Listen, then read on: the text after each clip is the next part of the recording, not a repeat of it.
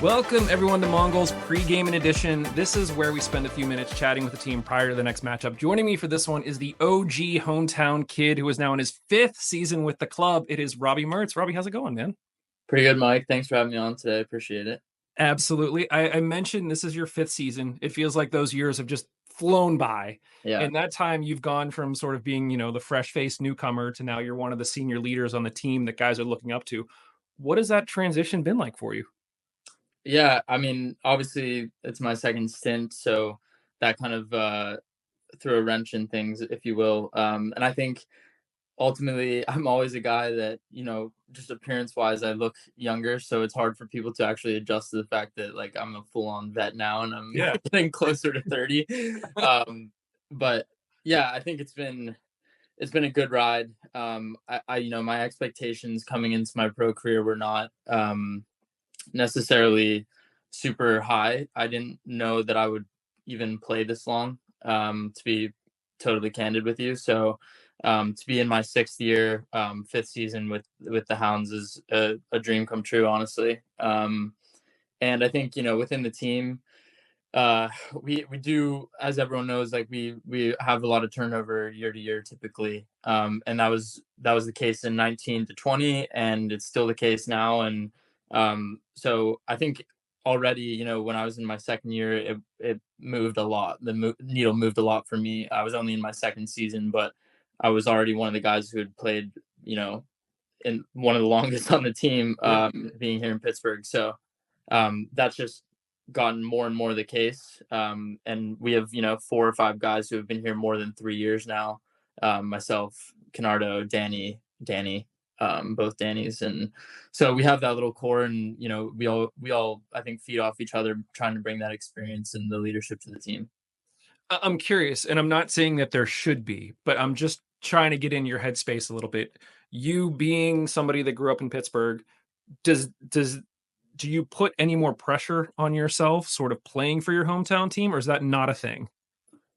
Um, I would say that I do feel a little bit of that at times. I don't necessarily know if it is like being the hometown kid or not. But I definitely think like uh, there's an expectation from myself of performance, and like when you add in the fact that I'm trying to uh, bring a championship to Pittsburgh, like there's a clock on your career, and you only have so many years. And I think like that's always in the back of my mind. You have to try to make the most of every moment. And so for me, like I think it would be so. I've always said this. It'd be so special to be able to bring a championship to Pittsburgh, and in a way we did last year, but obviously we fell short for the big one. And so yeah, I would say there's a little bit of that, but no, but not too much. Okay. Not too much. As soon as I asked it, I was like, "Are you putting more pressure on him that he doesn't need right now?" So, like, I was No, just no, you're curious. good. Yeah, you're good. Okay. I mentioned in the intro that you're the OG hometown kid because now we do have some other local guys that are on the squad. We have Nate and Pablo. Any words of advice for them as they try to sort of make an impact with their local team as well?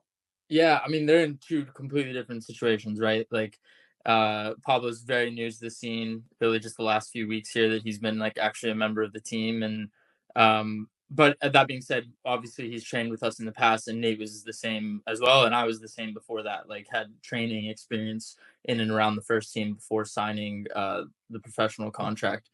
But yeah, I mean, for Pablo, like he's so young. He still has his college years ahead of him, like all the experience that you get from that. I think for to a large extent, the most important part of that experience is like the personal development, the character development, like how much you grow as a person in those 4 years. I think you can always tell the difference in terms of maturity of guys that haven't gone through that process yet. It's 4 short years, but it's really vital for that development. And then Nate's somebody who's been through it. I think actually did 5 full seasons for college, so he was there even like a step longer. And he's just a guy that works really hard, really in so many ways epitomizes like what Pittsburgh likes out of their sports figures. I mean, he's just somebody who puts their head down, really humble kid. And honestly, like will surprise you in terms of the level of quality that he that he possesses. So I think it's only a matter of time for him until he really breaks in and makes more of an impact, I guess, on the field. Great to hear. Great defensive performance this past weekend. After some, struggles, was the focus sort of on like righting the ship? Was that kind of the message going into that game? Um, yeah, I think it was more so building on a performance against Indy Mm. that was actually quite positive when you look at it. Yeah. Super frustrating result for us. I think everybody, it took us a few days to kind of get over that one, because we were in a position in the game that we really should have gotten 3 points, and like a couple of just lapses and execution from them, and we come out with nothing at home. So we really had to kind of reset from that. And it obviously didn't get any easier. We're going to one of the best teams in the league on the road. And I just felt like it was a good disciplined performance. And that's something that we've been stressing that we need more of, because we actually have put together quite a few good performances in our Yeah. last 10 games. But at times, a little bit of a lack of discipline has cost us. And so, you know, when you're sitting where we are in the table, a draw against Charleston isn't ideal, but under any other circumstances, you go there and you got a draw and you're really happy with it. So I think performance wise, like the last couple of games, we're once again moving in the right direction. But again, like we got to lock in and make sure that we're not giving up some of that discipline in the next few games, and we can actually cash in and get some points. Yeah. We've been saying for a few weeks now that it feels almost like the team is just like on this knife edge where you fall one way and I could see us getting like 3, 4 goals a game, and you fall the other way. And we're kind of where where we're putting in a solid performance and we're just not finishing the chances. This is a very basic question, but has a very complicated answer, I'm sure. But in your mind, how do we score more goals? Yeah, it's crazy. I think we had one stat that came out this week. I mean, I don't even know where this came from, but I think we're in like the top 6 in the league in expected goals. Mm-hmm. But then I gave that a little bit of thought, and I'm like, I don't really feel like at the top in the pitch there's been like a ton of chances this year where you're like, how did he miss that? Mm-hmm. Um, so it's interesting. Like I think we're generating a lot of like decent chances, but maybe not like super high end XG, if you will. Um, but I think you can look at it from a couple of different perspectives. I mean, from a team standpoint, um, scoring and defending are both very much team things. Like everyone can look at it and say, you know, the personnel at the top of the field is responsible for scoring and at the back end for defending, but it's really like 11 guys doing both. And the way the flow of the game goes, and that's all 11 guys working towards that, that's dictating both ends, right? So I don't think that it's something that people should be putting responsibility on any one person or even a group of people.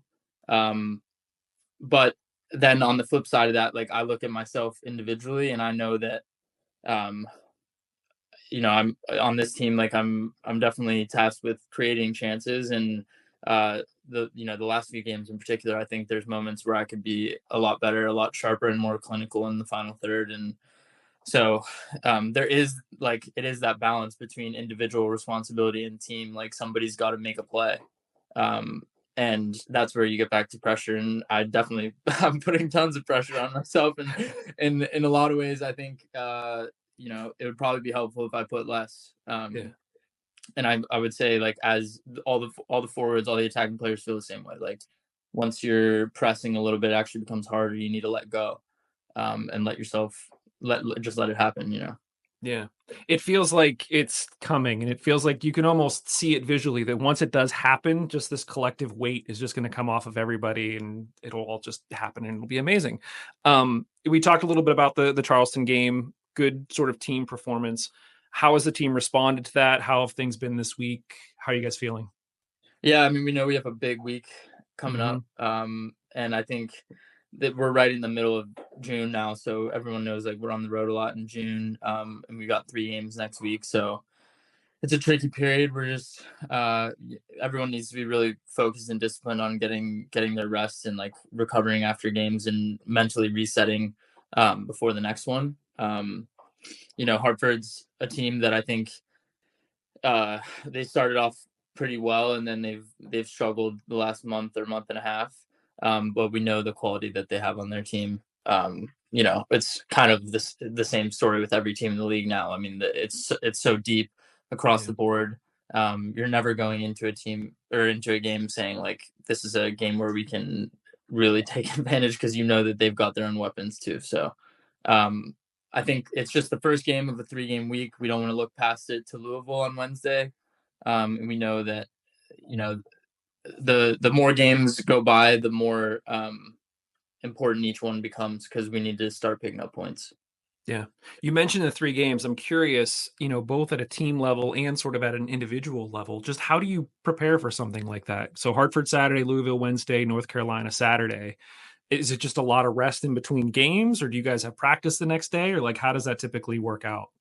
Yeah, I'm not quite sure what our schedule is after Hartford before Wednesday, Mhm. but then it's going to be even quicker going to Carolina on the weekend after Yeah, yeah, Louisville.